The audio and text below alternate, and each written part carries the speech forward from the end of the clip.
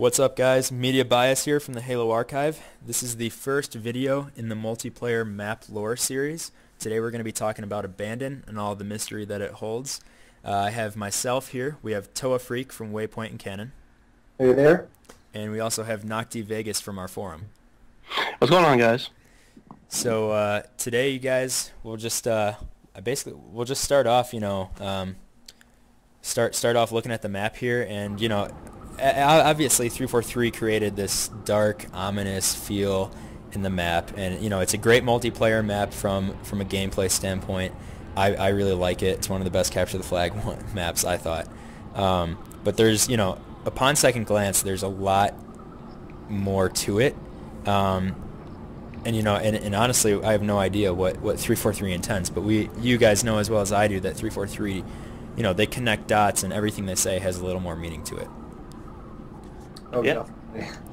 Right, so yeah, definitely. I mean, the official description of Abandon is, and this is from 343. It says, on the remote world of Erebus 7, at the very edge of human-occupied space. So we know this is way out there. An ONI research facility which was once teeming with researchers now lies eerily vacant. Although the hostility of this world had been initially considered by its team leaders, it is tragically clear that a great many things, and things is in quotation marks, had simply not been taken into account. That screams that screams something, Yeah, thing tends to do that. I mean, I'm looking at it here, and it's just like, I mean, when you look at the map, and basically what we're talking about here is you can see that there's actually flares throughout the map that are on the ground, and they're recently lit, and it kind of looks like almost as if the science team at this base had just randomly vanished, and we have no idea what system this is in. However, Toa, you looked up Erebus, didn't you? The planet.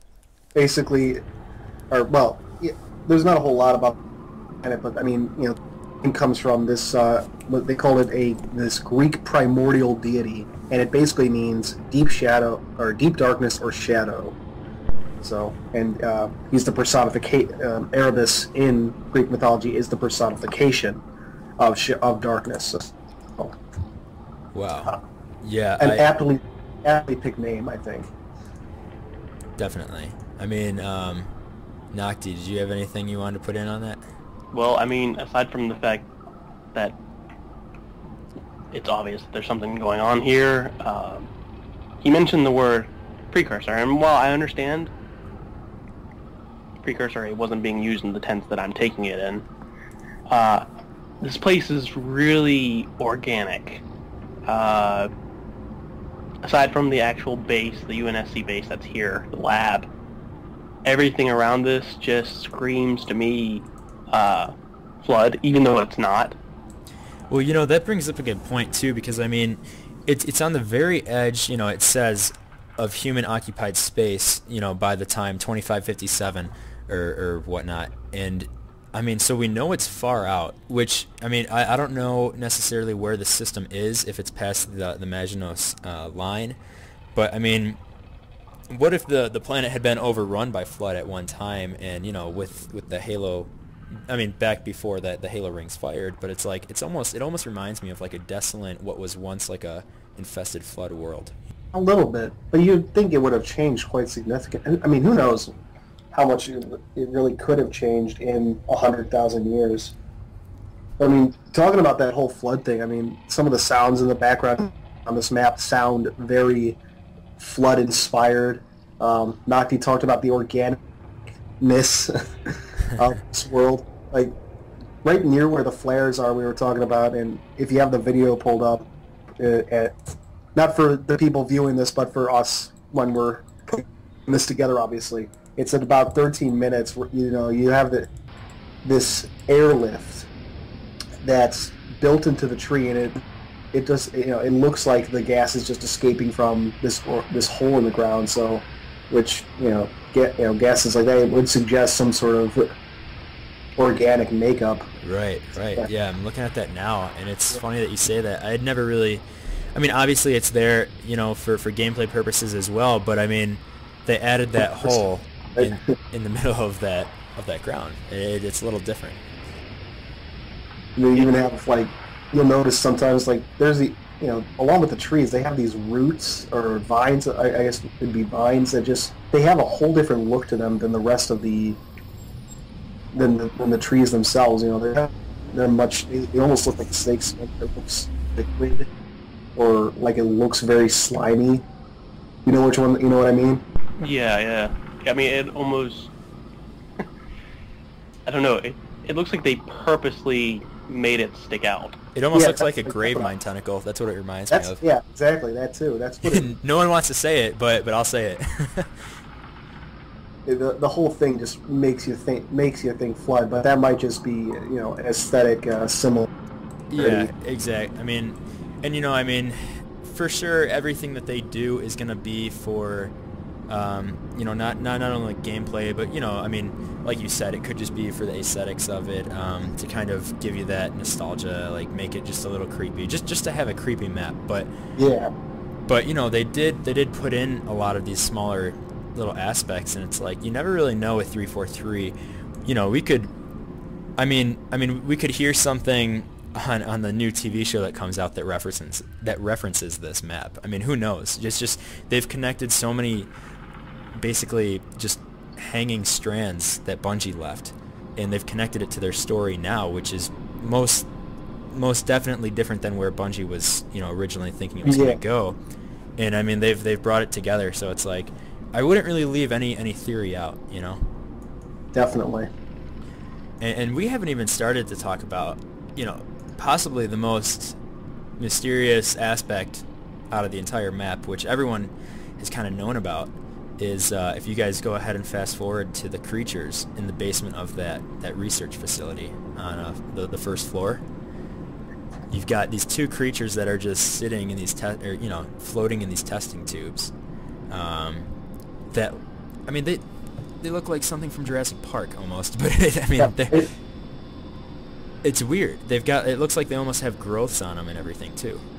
A little bit. And yeah, if you look, like I did get a close-up of it, if I can find it in here. I think it's at about 16 minutes or so. Like this one particular part up there, and yeah, here it is. 19 minutes 40 seconds. Oh, There's like this weird outcropping on their leg. And, you know, maybe that's just, it is a part of their leg. You can really see that, especially on the second specimen. But you know, it just you know what is that? What would be the purpose of that as far as if this were a real creature? And the funny thing is, before this, I tried like looking at what these assets might be called in the map, you know, like data mining the map, to see if you could find any clues. And unfortunately, it's just called Beast, so it doesn't. There's no clues there. Huh. Wow. Yeah, I mean, it definitely. It looks like they were sealed off too. Like they were. I mean, they're in these tubes, you know, suspended, and then around that is like a whole, you know, blocked off. It's you can kind of see the door that the researchers would have used to get in and out, but it's like they wanted to keep these things secure. Definitely. Another odd thing in there is, like, you know, you fast forward to about 20 minutes, you can see only one of these stasis chambers, or whatever you want to call them. Only one of them has a tube hooked up to it. Actually, I just wanted to jump in. Both of the tubes are connected. Oh yes, you know what? You're right. Sorry. No, it's okay. I mean, I was just checking it out. There, I couldn't see that. Oh wait, is that at the top? Yeah, it's at the top, on the opposite side of the second creature. Oh wow. Okay. It's hidden up there. Yeah, it's really good to notice. There's a whole line of speculation. That's great. That's great. Still, yeah, it makes you wonder, like, why are the tubes put into different places? If they're going to have something like that, why would they not be built the same way? Right, exactly. I mean, even just from literally from a development point of view, it's like, why even go to that length, you know? Yeah, because it would just be from like you said, from development, it would just be so much easier to mirror it. Exactly. Create a clone. I mean, overall, I definitely think this map, I mean, you know, they wanted to make an ominous feel. Obviously, they accomplished that. But, you know, the fact that it just looks like, I mean, they make it seem like it was just abandoned. Everything is still running. You know, it has that a lot of flood similarities in terms of the texture. And then there are some sentient beings. So there's those birds that fly out in the background. Yeah. Are you guys aware of those too? Yep. Yep. And I was saying before, in a previous conversation, they're not quad wing. They're not the quad wings, so it's not like not the famous quad wing. Yeah, no. It's something new. Almost it's like a cross between a bat and like early birds, like Archaeopteryx or something. That's what it really reminds me of. Some of the art of an Archaeopteryx, if you've ever seen that. Archaeopteryx. I'm gonna have to search that and put that in the video. I have no idea what an Archaeopteryx is. It's like it almost looks like a tiny raptor, but it's got these. It's one of the earliest fossils that has flight feathers on it. Oh, and it has that frill on the top of its head, right? Maybe I don't remember. It depends on the. We've got to brush up on our Archaeopteryx skills a little bit. Yeah, yeah, that's essentially what it reminds me of. It looks like these primordial birds. You know, I mean, definitely reptilian in nature, but like you mentioned earlier, their bottom feet, or back feet, I suppose. Yeah. It looks like they're made to grip, almost like a chameleon. Like, you know how chameleon feet are really super long? That's actually what it reminds me a lot more of, is a chameleon. Huh. You know... but just... we're talking back about the creatures in the tubes, right? Yeah. Sorry. Okay. They do. They kind of have that curled tail and everything as well. It does. I never thought about that, but... It's like a mutated chameleon, kind of. Well, going back to what you were saying, Nocti, in terms of like the whole place being organic, you know, there are those purple lights in the trees and everything that are kind of strange. They're like hives. It almost looks as like everything's living, but at the same time it's dead. You know what I mean? And right. One thing that I can't help but you know, bring up, you know, that you were saying, they named this Erebus, and as you're saying, it's named, you know, it comes from Greek mythology. You know, just you know, wikiing that right now, I mean, it was often conceived, Erebus, as a primordial deity. And I'm sorry, the word primordial. I know, it really sticks out to you, doesn't it? Yeah, very, I mean, it's, you know, the primordial deities in Greek mythology were basically before the Titans. They were like the very first beings that came into existence. And, you know, it's just, I don't think it's a stretch to say they used the name Erebus for the planet in reference to some of the other lore that we've seen in the Forerunner saga and that 343 is kind of created along with Greg Bear. I definitely wouldn't put that past them. Yeah. But on the other hand, I also wouldn't put it past them to just be messing with us. Exactly. And it's like they could be watching this video right now just laughing at people that are wasting their time. Oh, that means something. we discussed, I mean, like, at the very top of the base, there's, you know, these containers with probably the same orange liquid that is feeding the tubes below it. Oh, right. I do see that here. Yeah. It's like right outside the main, very top of the main building, on the opposite side of the air, or where the airlift would toss you when you were coming up during the game. Do you have that pulled up, Nocti? Yeah. All right. Yeah, it's right around the 9.5 minutes or so. I see some tubes here. I mean, yeah, guys. Overall, I think we kind of dissected this map. I mean, from a. You know, there's a couple quick things I can think about. Yeah. Let's hear it. Like in the bottom of the main base where the creatures are held, you know, you look around the top corners, you see these vents, and it looks like they're spewing out cold air. So I don't know if that really means anything, but you know, it does scream that this is like almost like a. I do see that. Yeah. You need to see like air vapor coming out of them. So when you said cold air coming out, I just thought instantly of cold storage in the test tubes. Yeah, there you go. And you can tell by the logos and whatnot around the base that this was, I think you already talked about this, that this is definitely set in the post-war era, and that the base was set up post-war, so. Yeah, I completely agree with that, for sure. I think, you know, I mean, who knows? That would be awesome if they somehow brought this into the story, I mean I'm sure it probably won't happen, but I mean it'd be kind of cool to explore what the issue was, even if it was just something like when Chief was on Ivanov's station in Halo 4, Yeah.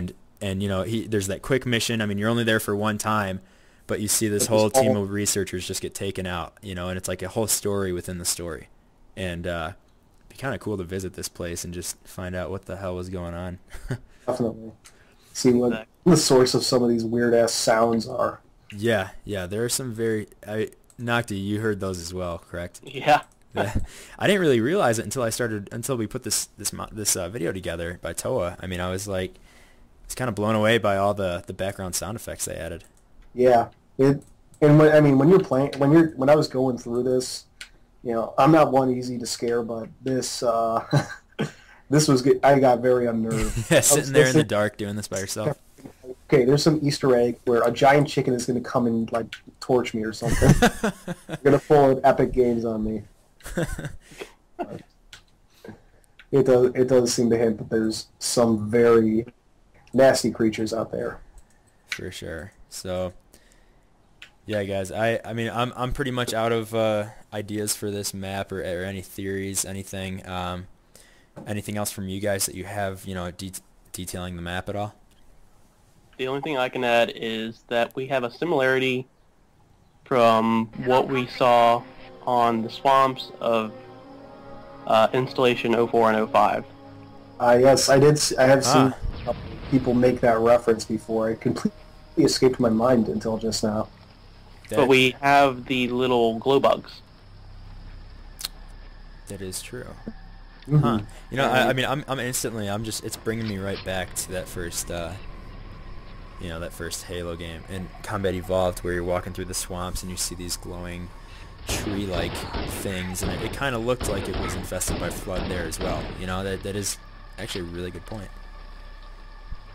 That's the only thing I can really think of aside from that, though.